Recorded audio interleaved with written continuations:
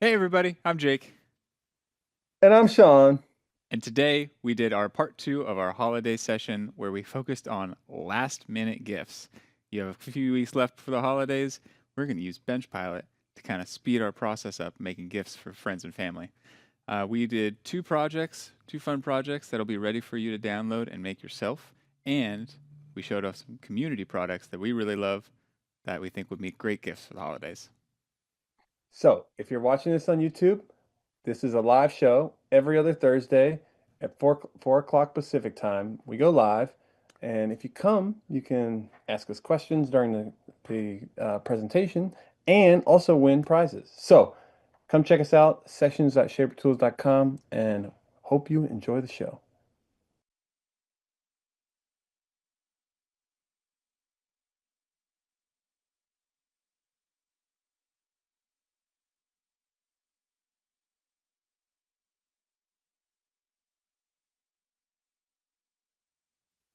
Hello everyone, welcome to Shaper Sessions. My name is Jake. And And I'm Sean. I believe, yeah, there we go. There's my co-star, Sean. Hi. Sean, where are you? I like your background.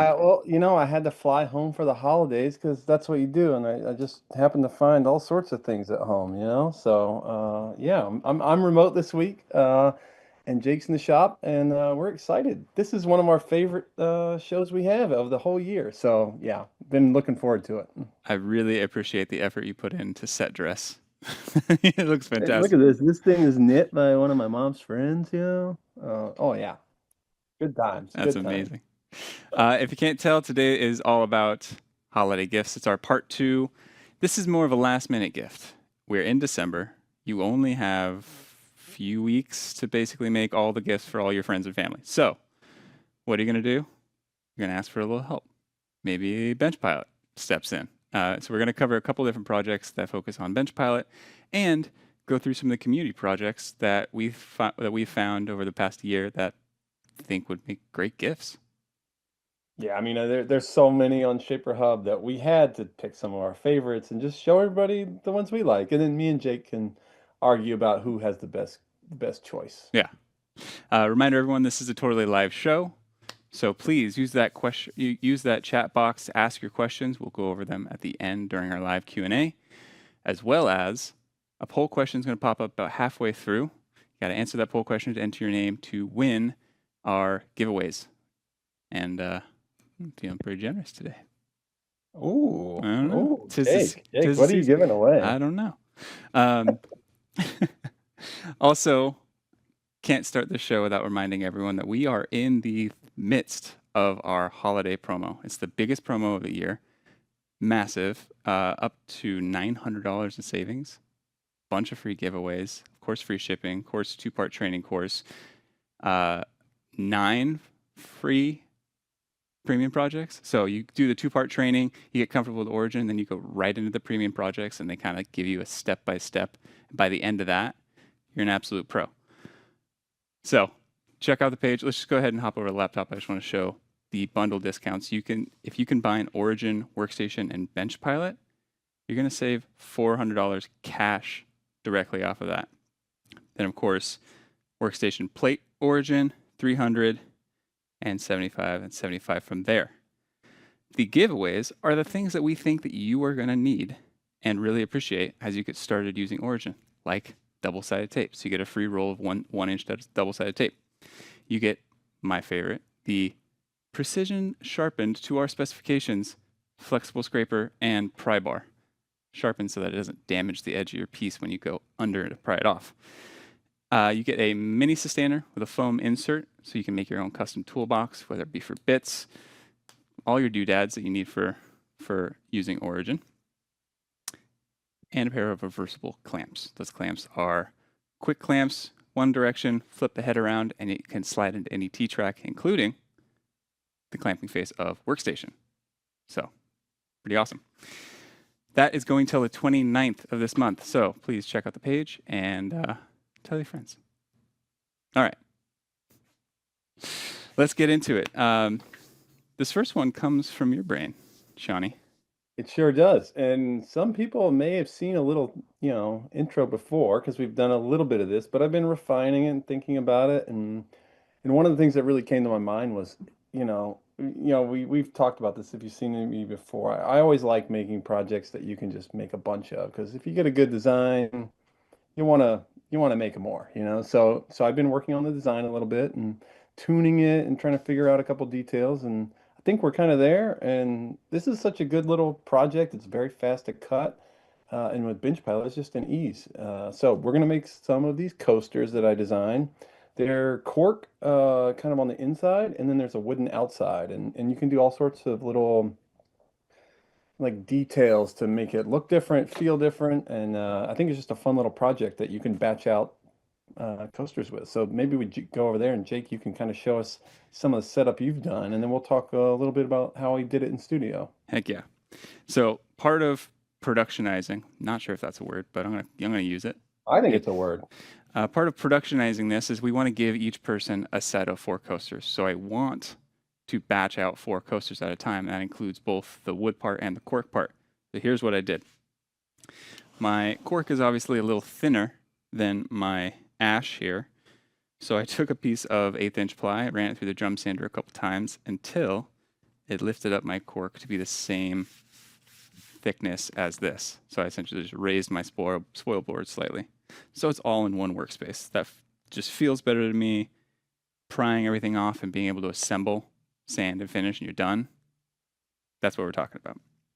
It's pretty sweet, Jake, because I did it a little different. I would do the wood parts, or I'd do the cork parts first, then I'd switch over to the wood parts, and I would just kind of flip flop back and forth. Or if I started deciding, hey, I want to make 20, I'm just going to run a bunch. But this is pretty sweet little setup.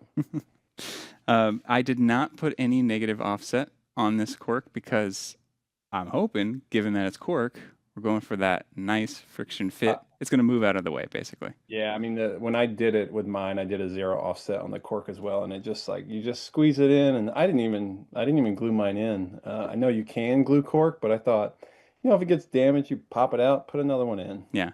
Sean, you had this beautiful, like, spalted cork. I don't. I have your run of the You mill. just run of the mill cork. Yeah, with some adhesive on the back. So I actually put that adhesive up, facing Oh, up, nice. and double-sided tape down, basically because double-sided tape is not going to stick to this like waxy paper. So I just flipped it, cork face down. That's pretty sweet. Nice, nice. All Um, right, well, maybe let me. I want to jump over here and just show you a couple things we did in studio to get there. And so, before we go cut all these, I just thought I would share a couple little studio tips with you. So the file's pretty simple. It's a circle with a rectangle with a rounded radius. And I just basically went into plan mode and put different depths. I encoded a 0.25 to the inside with a pocket, and I did the outside with a 0.4 inch. That's the thickness of the material that I found was the right element of kind of heaviness, and it wouldn't break if you dropped it.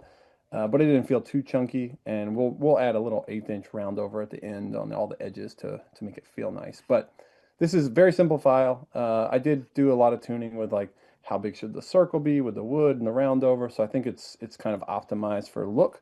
But I wanted to show you a pretty cool little trick I did. So as we were setting up for BenchPilot, we were thinking, hey, how do we actually optimize this for production? And I remembered that we have the shelf upgrade kit as an outline on ShaperHub. So I synced that to my files, and then when I went into this here, I just wanted to pull it in so I could kind of reference how big the area was. And so if you go over here to this little file import area and click my files, you'll kind of see all the ones that you've synced. And oh, maybe I haven't synced it yet. Let's just quickly add that. Sync to my files. We'll come back to this one. And then now we'll file import, click my files, and then there we go at the top. We'll see that shelf upgrade kit, and I click import. So that's going to come in, and I don't really care about all the elements, so I'm just going to import them all together. If I wanted to move all these little elements, I would click this exploded view, and you would see here, that's going to place 17 elements, but I just kind of want to see one. So we'll just select all together and bring that in. And this is, kind of the area that BenchPilot can cut. This is the size of the shelf upgrade kit. And BenchPilot can cut a little bit bigger, But in general, this is kind of the general size we're doing. So I'm just going to kind of snap it next to this around here so I can kind of get a feel for it. And I might even turn this back piece into a reference path by clicking this set as reference and lock button over here. And that's going to kind of turn it orange where I can not accidentally move something or click it, but I can still use it for snapping purposes. So now, if I wanted to optimize this, I could select my object and come down here and hit this duplicate button. And I could drag this around and figure out how many I can fit on this sheet. I could put more down here. I could move them all around. And you know, that's kind of how I would go about setting this up if I was productionizing. And Jake, we were talking about, you know, what size bit are we going to use and how would we set this up? And Jake, what size bit did you end up using for this? So for the pockets and the cork, I use the 8 mm, but for Okay, the outside, I'll use an 1/8 inch. nice. So you're using a bigger bit to clear out the material quickly and then a smaller bit to go through the outside. Yeah. Nice. Okay. So then if we wanted to really, you know, get this perfect, we could put a little rectangle that, you know, let's say we want to make this roughly a 1/4 inch by a 1/4 inch. And that's going to give us basically the space that we need for the bit to fit between these shapes when we're cutting. Now, I'm going to make it a little bigger just so we have a little extra because, you know, we might need that. So let's make it 0.3 by 0.3. And now if I move this around, I can snap these objects to it and know that I'm going to have the room when I put that, when I put those bits around it. So this I can just, you know, shift select all of these elements here, hit duplicate again, and now drag that over. And one more time, just going to pan over here. Now, this gives me a good idea of how far off of the shelf upgrade kit I'm going to be. And you can see we're a little bit off here. Now, what we did is we kind of just took all of these elements and centered them on the workstation, the upgrade kit shelf as far as the size goes. And we're hanging over a little bit, but that's, you know, we have about an inch on both sides, so that would be okay. The other option would just be to place them below and kind of fill that area up. So depending on the size of your objects, this is a pretty good way to, you know, lay it out. And then you can go to plan mode, get a review of all the types of things that you're going to see when you go to Origin. Nice. I want to highlight too a little trick when you're kind of planning out your project. You went ahead and highlighted every single element, and that will tell you the total size that that thing takes up, Yeah, correct. which gives you an idea of what size stock you need to prep in order to cut. Yeah, and one of the things I really liked about this project, Jake, is like pretty much anybody can find some scrap wood that's 4 inches wide or a little bit wider. And what I did when I was making a bunch of these, I just milled up a bunch of roughly 4.5 inch material, just kind of scrap, and then I just kind of cut it all at once. So it's you don't, you know, if you're doing a smaller area like this, it's pretty quick. Sweet. Cool. So should we jump in and cut it? Let's do it. I got two cutting operations to do. I got that 8 mm bit in there, so I'm going to finish hogging out the pocket and cut the last outside. I want to take this moment to highlight the selection feature when you're clicked into BenchPilot. So I'm in pilot mode. I can preview my cuts, and that's going to automatically assume that I'm selecting everything. It will look like that. It'll cut everything available in the space. But I've already cut these, so I want to deselect all, come over and just green button to click, and I'm just selecting those last two that I want. Oh, Confirm, so nice, Jake. confirm confirm selection. We're ready to go. Yeah, and this is maybe one of the benefits of BenchPilot over other CNCs and stuff. You know, you can really, while you're in the middle of stop a project, change the selection, rerun it, do a lot of things that you just can't do in other types of machines like this. All right, so we're cutting. You know, we got about 3 minutes for this little pocket and the cork. Jake, can you hear me? I can hear you. Nice. So, you know, by default, if you haven't seen this, BenchPilot's going to automatically clear that pocket out. just using kind of a standard half of the bit diameter as a step over, and that will just clear it all out for us. If Jake needed to adjust things, he could speed up the process of this or slow it down by a physical knob on BenchPilot. And what would you do, Jake, right now if you were in the shop not on sessions? I'd probably be sanding the other set of coasters that I had cut previously to this. So I'm just like, or heck, even at that point, putting finish on them, Yep. wrapping them so that they're ready to go. Well, and the beauty of getting that stock milled, the same size over and over, you just have I had a big stack in the workshop. I think I probably cut 20 of them so far, at least 30 maybe. And it's like while it's cutting, you're getting the next thing ready. And it really is if you're making 4 of these for a friend or a family member, you can crank out 20, 30 of them in an afternoon while you're finishing the rest of them. Yeah. Are you actually giving these coasters away as gifts? Well, the trip home was a little unexpected, so I was hoping to be done already. Ah, But maybe that's kind of the whole funny story about this session, which is last minute always turns into more last minute. yeah. Procrastinators will always be challenged by life's unexpectancies. That's right. So yeah, I do plan on giving them away. And one thing I found that was kind of a little, kind of an interesting tidbit was, I grabbed a bunch of different material in my workshop just to kind of make different colors and kind of different looks. And I grabbed a couple boards of ash, and one of them was a very light ash, and one of them was a very dense ash.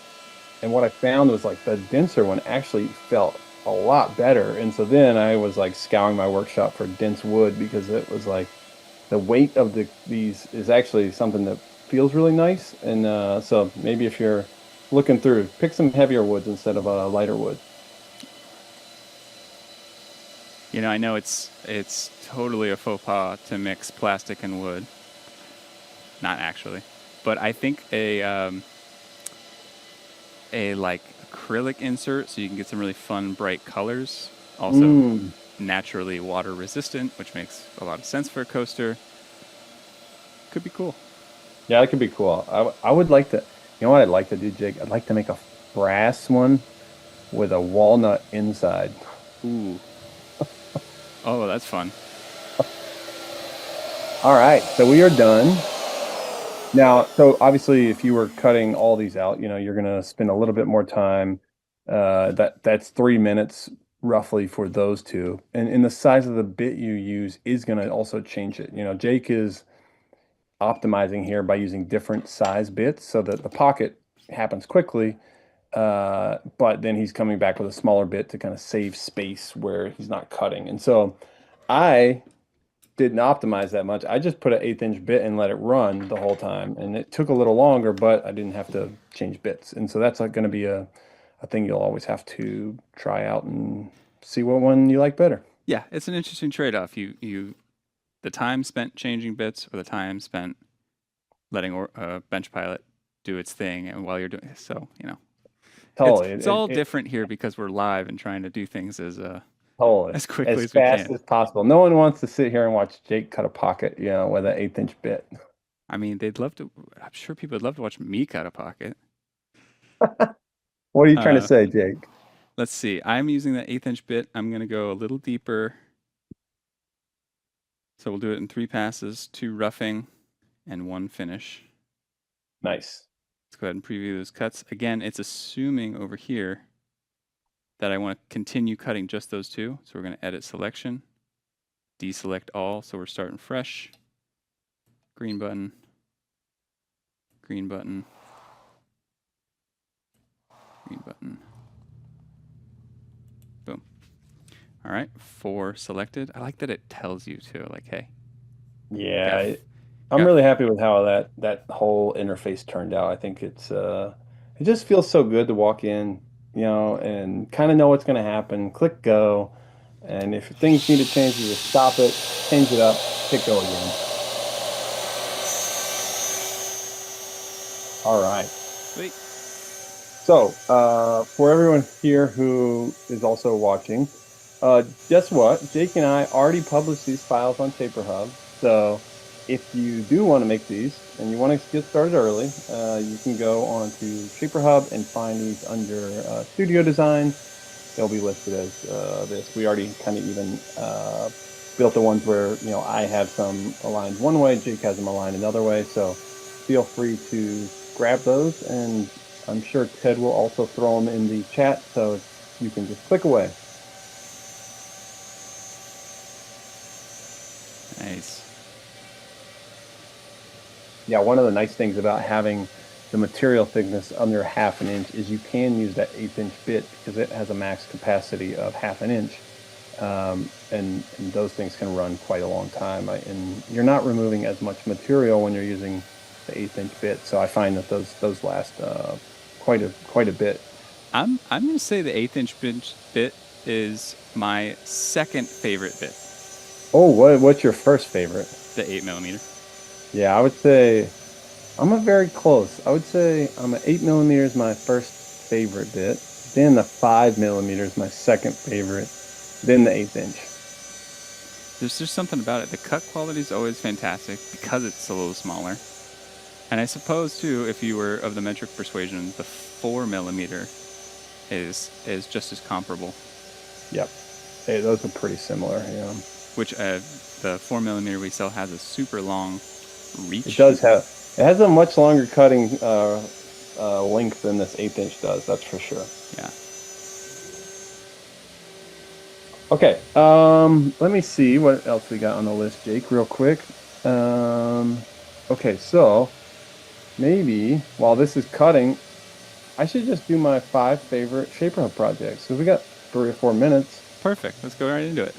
All right, let me share screen, and we will get this party going. Okay. Project number 1. This one's a very easy one. Also made by a Shaper employee, Evelyn. So shout out Evelyn for sharing this one. This is a little coffee scoop. And what I was thinking, you can batch out a ton with BenchPilot, and she made a sick jig to basically flip cut the inside. So you cut the bottom first, then you flip cut it, place it in this thing, then you cut the bowl out. And so what I was thinking with this one, make a bunch, and you could just buy some bags of coffee to give it away with. So that's my first pick. That's super fun. I want to know the volume of the inside of that. Yes. Well, for all the espresso. How many beans do you think are inside of there, Jake? Well, it depends if they're large beans or small beans, I guess. How many grams of fine ground coffee? No, that's super cool. Yeah. So that one's a good one. Okay, step 2, and this one's awesome too. This is a cribbage board, and this is one that BenchPilot just does with ease. So I love this one. If you weren't around, we also did, if I recall, Jake, a session on this one. Is that correct? No, I just made a video, an Instagram video about it. Okay, just a video. Okay. And I made it for you. You did make it for me, and I need to bring it home from the office, actually. So this is a nice cribbage board. It has a spot for your for all the pins and a sweet little inlay with the outside edge. I just thought it was a super cool little design. You can put people's names on it. Jake engraved my name and my wife's name right in the middle. It was pretty sweet. So that one's great for BenchPilot. I don't know if you're going to make a ton of these because it is, a good bit of work cutting, but I think someone would really appreciate this one. Okay, crowd favorite here. If you haven't made the Correlate Trivet by Leah Amick, got to check this one out. I was thinking, Jake, the cool thing about this is if you made some blanks, you could really crank this out on BenchPilot. Like cut a bunch of these ovals, build a little jig on BenchPilot so you can just pop them in, flip them, pop them in, flip them, and I think you could make a ton of these. And they're just so well designed. I mean, this is the one thing we haven't really talked about with these last minute presents is that, designing takes a lot of time and getting it right takes a lot of time. So if you can find something you like that's already got good proportions and shape, go for it. It's going to save you tons of time. Nice. Okay, Jake, are we done over there? You can keep going if you want to round it out. All right, let's round it out and then we'll come back and see how it came out. Okay, next up, and this one was awesome. This was by John. He just uploaded this one not too long ago. Look at this little tractor, wooden tractor. Are you kidding me? It reminds me there was another project on ShaperHub years ago of a little race car that was like a project that I made, and it just reminded me of like those old school toys that were just made out of wood, and you would drive them around the house all day until the wheels fell off, you know. Nice. That's coming So back. that is it is coming back, you Proper know. wooden toys coming back. We're Shaper Tools bringing back wooden toys. Okay, and then last but not least, this is a pretty new one, and if it's going to take a second to explain. But this is some files for a finger pull on a cutting board. So this uses our special it's a special finger pull bit that we sell, but it cuts these awesome grooves. And Wayne figured out how to do it with BenchPilot and included some files here. And what's nice about it is, man, when you get your fingers under these cutting boards, it just feels so natural and good. And the best part about this, he's got a whole video on YouTube about how it works. So I thought this was a really cool one. And you know, those little details when you're t touching an object are really come to life when you see this one. So yeah, those are my picks. Excellent. Love that. I also love when community members include a YouTube video in ShaperHub. It's just so pro. Yeah, it's so good because there's so many little details that go into making stuff, and if you can leave a video, people will pick up on that, you know. Yeah. All right, just knocking off some fuzz here. Let me grab my handy dandy scraper Okay. and start over here. I want to be delicate with this because I don't want my cork to fall apart. So if you're ever trying to be like thin wood or delicate material, do the wiggle and then twist to pry. Yeah, I will say your choice of scraper works better than my choice of scraper for this situation. You know, and a lot of people may think, why can't I just go to the store and buy a flexible putty knife? Because that is a blunt edge and will not do you any favors. All that to say, this thing is seriously sharp and will get you if you're not careful. So treat it Yeah, like, you got to be careful a little bit. You know, it's like a chisel. Don't put your hands in front of the sharp direction. ask me how I know. I learned best by mistakes, Jake. Okay. Cool. Happy with that cut quality. Again, it's compressed cork fibers, but it still cuts beautifully. Yeah, I mean, and if you go back, there's the multi-material show we did together, I believe, Mm-hmm. like maybe 4 or 5 sessions ago, and it's got a bunch of info about cutting cork. The TLDR is it's very easy, so you should do it. TLDR. What does that stand Too long didn't read, Jake. for? All right. Before I pry the rest off. Where are we at? Okay. Oh my goodness. That is Oh yeah. You know what's satisfying. even nicer, man? The fact that you have the adhesive on the back, you just peel that sucker off and slap it in and you're done. If I can get it back out. I didn't really think of that.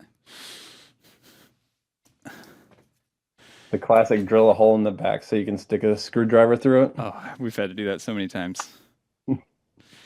Great.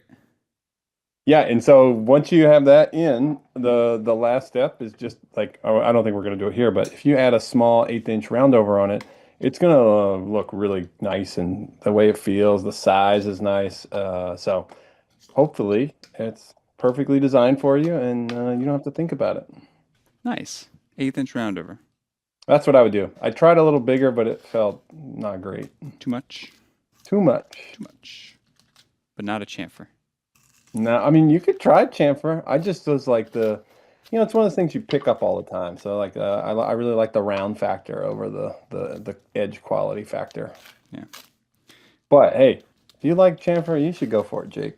Are you familiar with the term California roundover?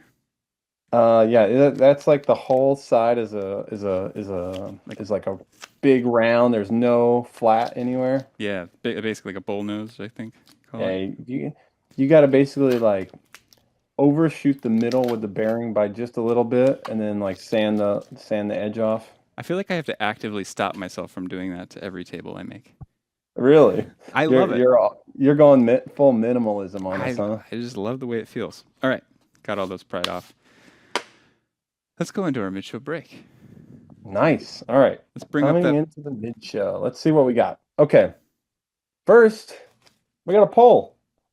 poll question. What gifts do you want to make with BenchPilot?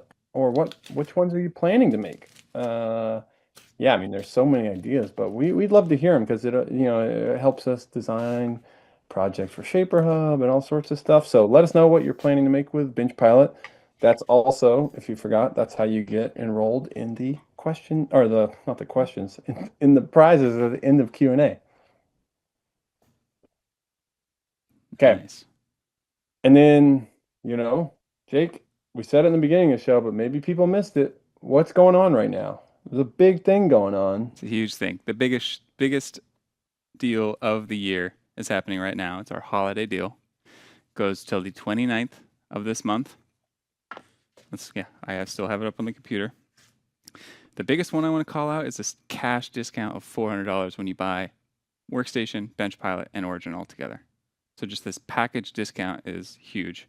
But then, of course, you're also going to get 300 off Workstation Plate Origin. And if you combine any two, you get a $75 discount. The big ones, though, are a 2-part training with myself. We're going to get you up and running with your tool, cover everything you need to know. First day is kind of intro, second day is a little bit more advanced with Workstation and Plate.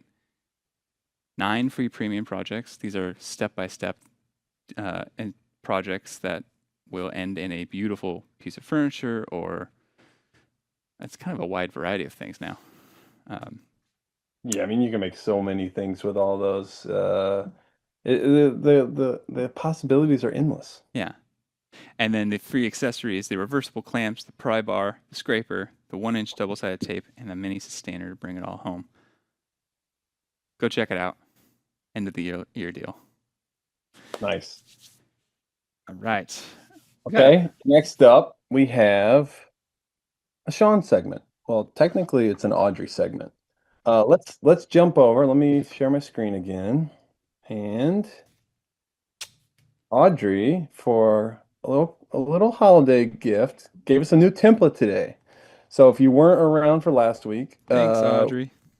Audrey and Jake announced templates, which is a new feature in Studio, kind of like advanced shapes. So things like a compass, and they did a whole show on inlaying a compass. And with this, you can just change it really quickly by editing these parameters, and you get a really nice object without having to do all the design work. And so that's templates, but she introduced a new one with the team this week. So thank you to the web team and Audrey of a snowflake. So just in time for the holidays, pretty simple one. So let me walk you through it real quick. So we have the diameter, which we can change to whatever size. This will kind of be the whole shape of it. And then you can edit the branch width. And so by highlighting this and typing 1/4 inch, now it's going to get bigger. Now, if I want to cut the inside of that, I would probably think about how big does my bit have to be to fit in there. But if I'm cutting the outside, maybe I don't care so much. Maybe I just want it to look nice or thinner, and we could go into plan mode and kind of say, hey, we're going to cut this with a 1/4 inch and kind of get a feeling of, oh, cool, my 1/4 inch bit's not going to actually fit through that little area there. So if I want to do that, I need to make it bigger or smaller. But let's just change this to, let's change it to 1/8 of an inch. You can make the number of branches go bigger or smaller. You can do things like adding multiple together. But the really cool one that I wanted to mention is the radius feature. So if we just type in a radius, let's just do an 1/8 inch radius. What we're going to see, if it can't fit, it's going to automatically lower it to the smaller, whatever the max would be. And typically it's going to be half of your branch width. But now if we go in here, you can see it's rounding all these corners. So if you wanted to, inlay this on top of one of the coasters, just make sure you have that radius set appropriately. And you're going to go wild with these. I thought it would be such a fun thing to release this during sessions and people can play with it. So please get some time on the new template, Snowflake. And then I will just quickly, not too long, just want to show a couple other ones I made with some random templates. So let's just zoom through these real quick. So this is actually the radial holes template, and all I did was I made a radial holes, which were like this, and as you get them smaller, they will start overlapping. And I was thinking, man, wouldn't it be cool if you just engrave that whole thing with BenchPilot and let it kind of create these like really mesmeric shapes? So that was a cool one. Here's a cool one, which I used the barbells, and I used a bunch of barbells, and I shape shifted those. Then I used the radial holes to put holes in the middle of the barbells.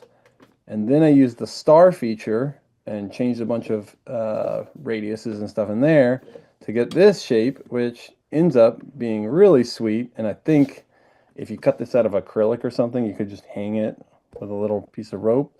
So anyways, I'm not going to go over all of them. I share these on ShaperHub too, but this is a cool one where I used multiple snowflakes rotated with a star in the middle. And so possibilities are kind of endless. So, play with the templates, check them out, and yeah, we hope you enjoy them. Nice. I hadn't even thought. I mean, they're so new that I hadn't really explored it too much. But like combining templates is just such a cool idea. Yeah, there's a lot to be made and had, and it's a good way to learn Studio by playing with them. And I always tell people when you're trying to learn these softwares, don't go to the far end. Start simple, work your way up through the advancement, and eventually you'll be creating these things without thinking too much. Yeah.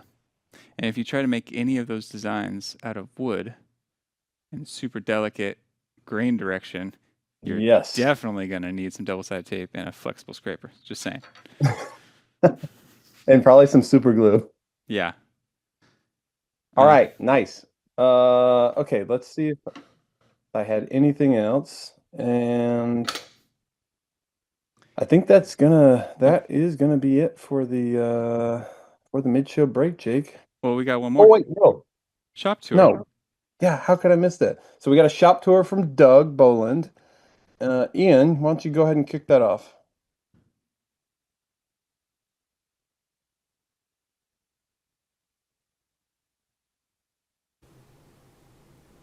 Hello from Central Missouri. This is my small basement shop, about 320 square feet. As we come into the area, you see I have this island of tools. Everything's on wheels to keep it moving. I have a table saw, my planer, my grizzly bandsaw. Come around here, the third component of this island is a little cart that has a little mini lathe on it. I have a bench a drill press on that.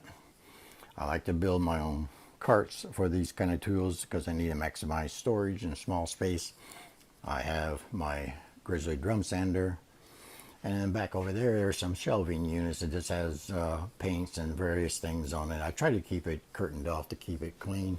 Have a dust cleaning system up above. I have this prototype of router table slash workstation cart.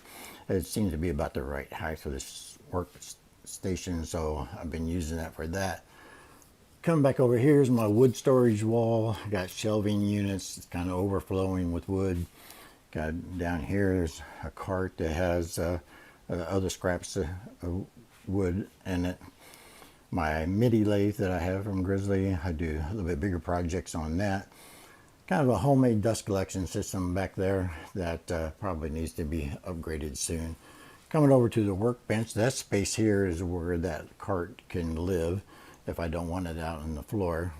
Have my tool wall with pegboard, cabinets that has routers, power tools, drills, those kind of things, sanders, sandpaper, grinder for lathe tool sharpening, leftover Shaper project boards, a little cart down there that has a little storage units for screws, nails, that kind of thing, toolbox for miscellaneous tools, more sharpening equipment for the lathe, the little bandsaw back over here with a little cart that just has scrap wood pieces on it. You know, for making jigs, fixtures, stuff like that, you always have to have a little piece of wood that comes in handy for that.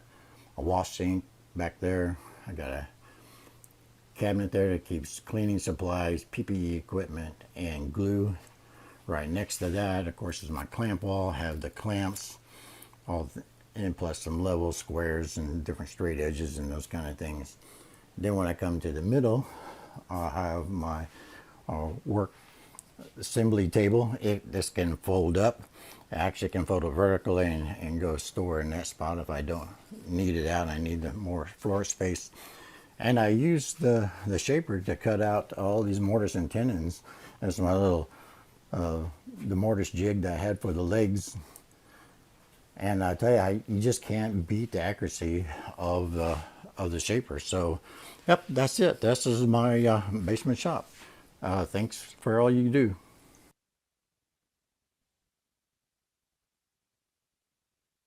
I absolutely love it. Oh, me too. Fantastic.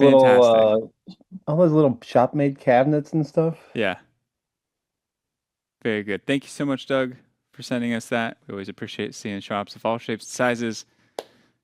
Very cool. Also, I'm very jealous with the shop sink because I don't have one. It's a pretty clutch thing. Yeah. It's pretty important, you know. Yeah. You have to go all the way upstairs to wash your hands when you get Yeah, glue all over or them. I normally like carry some bottles of water downstairs, you know, and do that. I might get a sink. Maybe that video is enough to make me get a sink downstairs. You got a hose outside? Yeah, I got a hose. You got a sink. I'm a kid from the 90s, Jake. Of course I have a hose.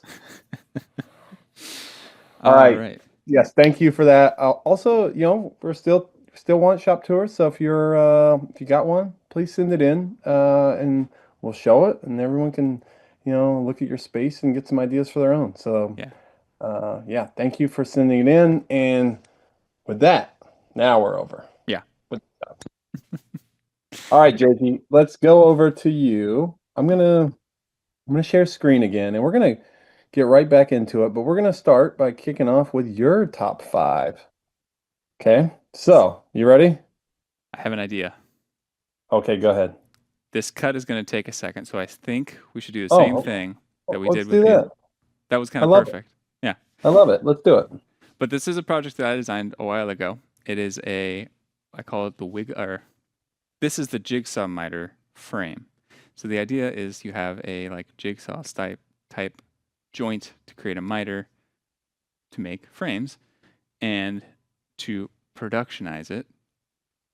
When you download the file directly off ShaperHub, it is just one part of the joint, and you're meant to basically cut your frame stock to 1 3/8 wide, and you're just placing this file on the ends of your frame, so it doesn't matter how big your frame is.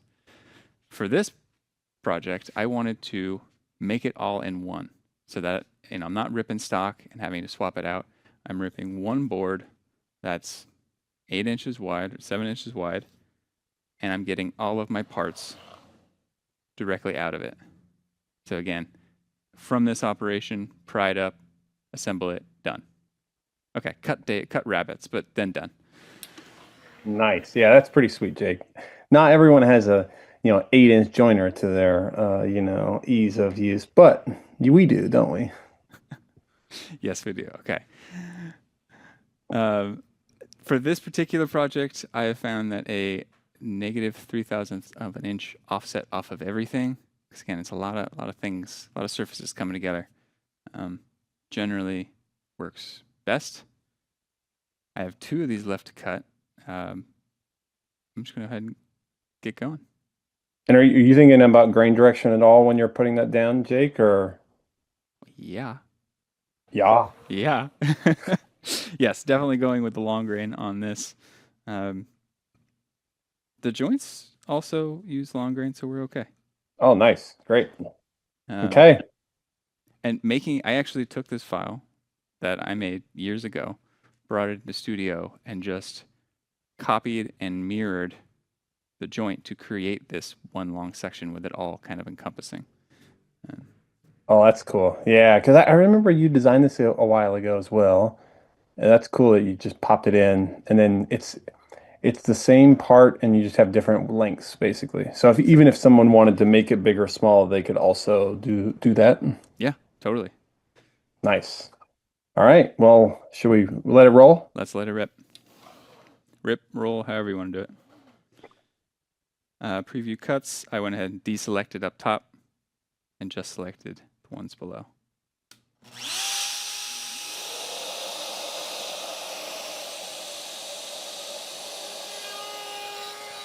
Cool. All right. Step away from that. Let that run. And while we do that, let's jump in to your favorite 5 projects of the year. Ready? All right. Here we go. Number 1.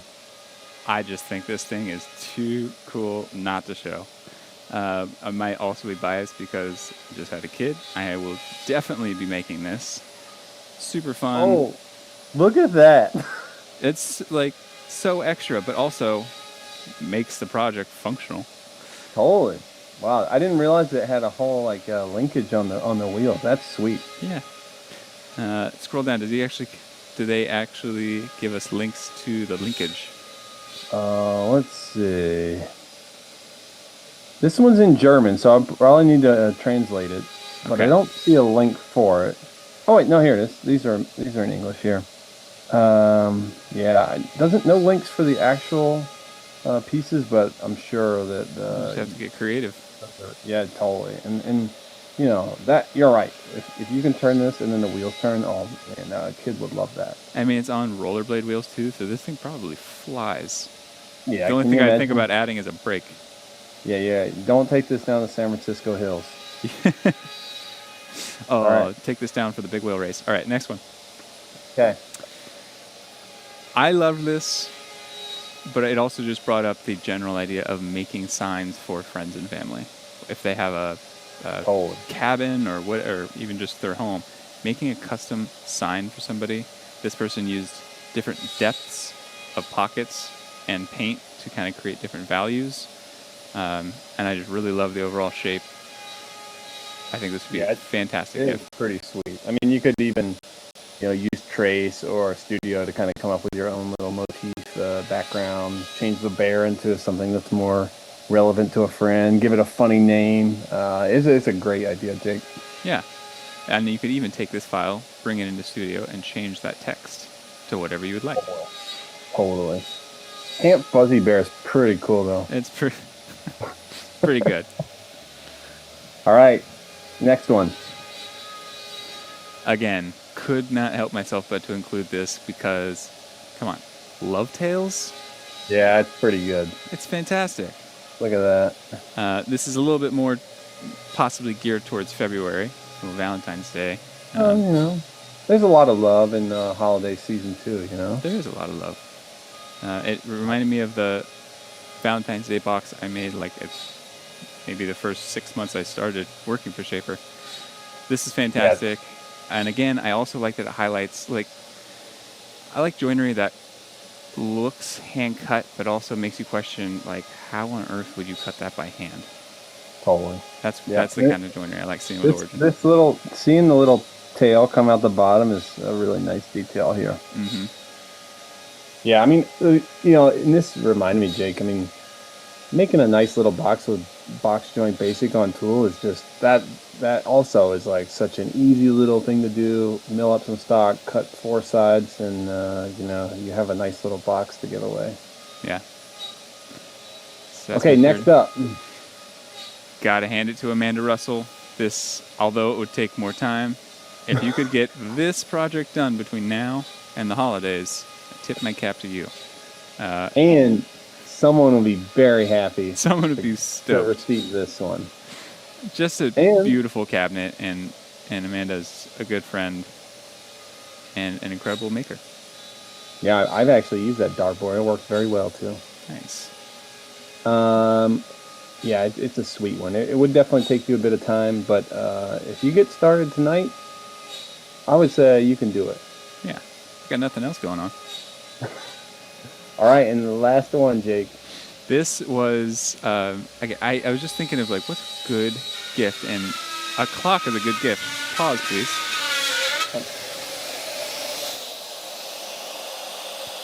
Okay, so this clock here, sweet little mid-century clock. I think the funny thing I didn't even realize, Jake, Mhm. is we have a Russ video and a Jake video on making this clock. Yeah, we got together with Woodworkers Journal to make this clock. It was actually their design, and it was just a super cool process. We used all the parts from that they sold at Rockler for the wood and for the clock mechanisms, Okay, nice. and yeah, it came out really great. It was a Paduke and canary wood. Is the canary wood like rabbited in, or how does that work? Yeah, exactly. It's pretty sweet. I bet it looks cool when the light hits it too, because it gets these weird shadows on the front face. And it's just slightly proud. I don't know. I love it. I've been very much into this kind of mid-century shape design. I dig it. I dig it. Yeah. All right. Should we jump back into the shop for a second? Yeah, I wanted to pause it really quick. I need to pick this cut back up. Okay. I noticed I didn't have my pass depth, so it went down to a full depth pass, which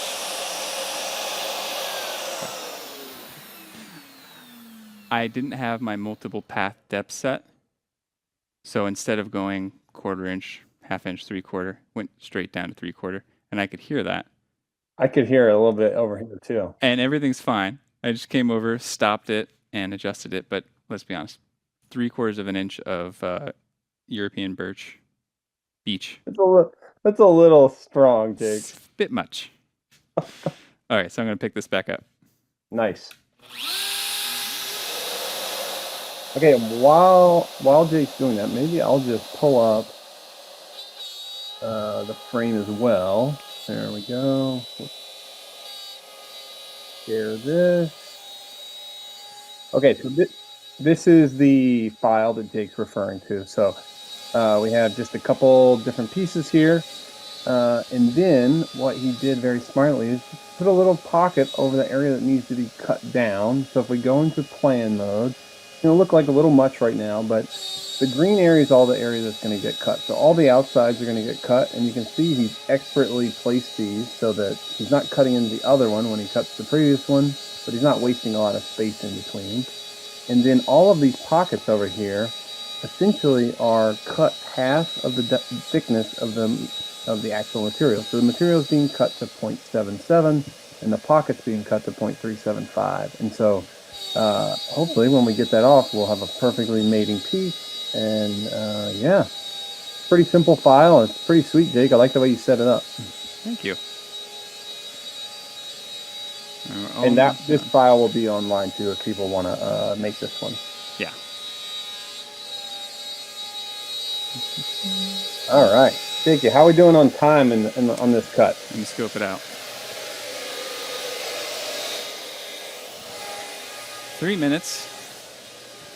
Nice. Okay, so let me see. Let me go back to our doc and see where we're at, so we can we're pretty close, I think.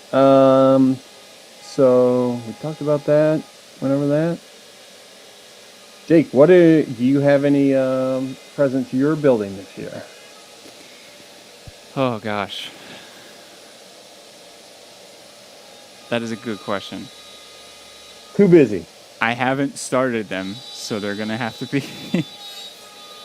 Yeah, no, I actually do have one. I want to make a jewelry box. Oh, nice. Yeah, and I'm gonna be reading Matt Kenny's book of boxes, taking some inspiration from that. Oh, nice. Yeah, that's a great book for a little box making.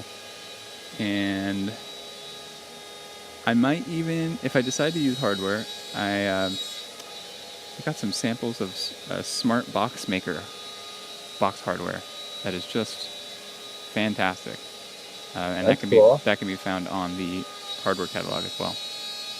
Nice. Yeah, that little smart box hardware is pretty sweet.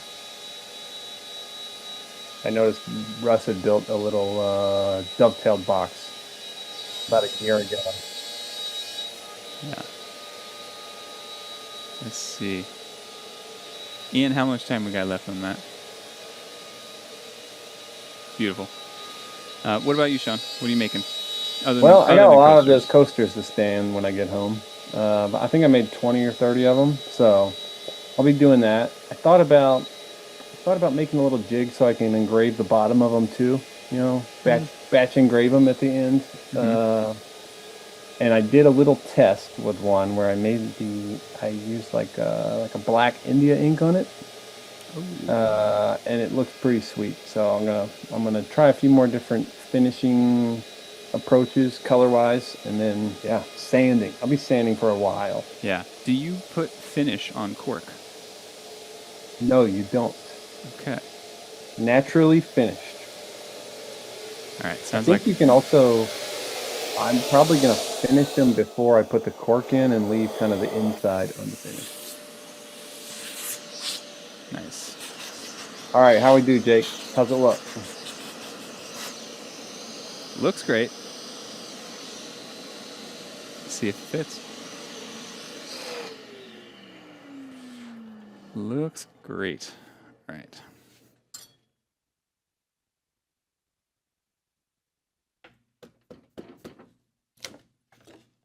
Pop that off. Oh, this camera rig gets in the way.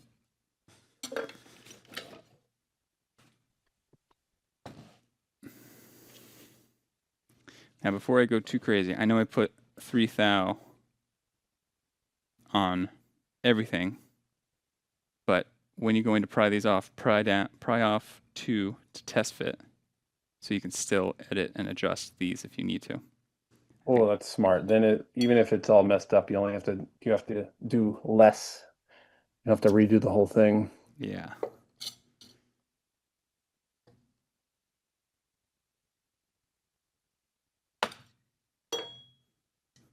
Cool. And so the puzzle joint you see on the front or it's on the back? Oh, of course, it's on the front. Yeah, okay. So you'll just cut rabbits on the table saw or something afterwards? Yeah. I was hoping to work the rabbits into this as well, but given that you're cutting the front face of one and the back face of the other, just didn't work out. Yep. Yep. Yeah, you either have to batch them out like fronts and backs or something maybe. Oh wait, no, you wouldn't be able to in this case. Yeah. And I mean, honestly, now I can just take this to table saw or the router table and Yeah. cut my rabbit. Nice. We also, one thing we didn't mention during the show at all, which we normally mention, Jake, is like personalized pieces of pretty much already finished goods are also a great last minute present. Oh, yeah. If it's the week before the holiday and you really need to get something out, go buy a cutting board. Go to IKEA and buy 10 cutting boards. No one's gonna know. They're really not. And you'll save yourself so much time with the glue up and drum sanding and all that. Just slap origin down with some tape, maybe pull trace out, do something a little nice personalization. Yeah, and if you really run out of time, just give them a trace. It's true. Just cut out the middle. That is a great present. Yeah, it is. For $100, you give them the gift of creativity, Yep. And remind them that trace works with origin, of course, but it also works with their laser, their digital embroiderer. It works with it quite simply takes your drawing and turns it into an SVG. Totally. Yeah, I mean it's like we have so many shows on it, and I believe we're doing another one coming up soon, Jake, on Trace. Is that correct? That is correct. So maybe we'll that session's in 2 weeks from now. So that might even be a good one to discuss some last minute Trace projects.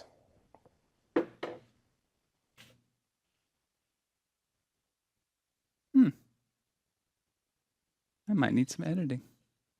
Little tight right now, or what? A little too tight, and I might have stretched something out. Oh, when you were moving shapes around. I was moving shapes around.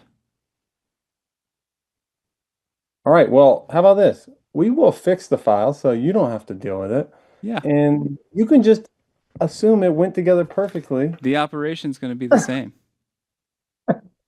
Yeah, so we will get that file fixed up and uploaded to ShaperHub so you can play with it, but you'll have a beautiful little puzzle joint at the end of this. So I think that will pretty much do it. Jake, is there anything you want to add to the end? No, but other than can't encourage you enough to make gifts for people. There doesn't even matter what it is. The feeling of giving someone a handmade gift It's the surpasses, best. yeah, anything. It really is. So we hope this session helped you get excited about building a few of these. If you have any suggestions, please come to the forum, let us know. And it's always fun to do these. So hopefully we'll get to see you next year. Thanks, everyone.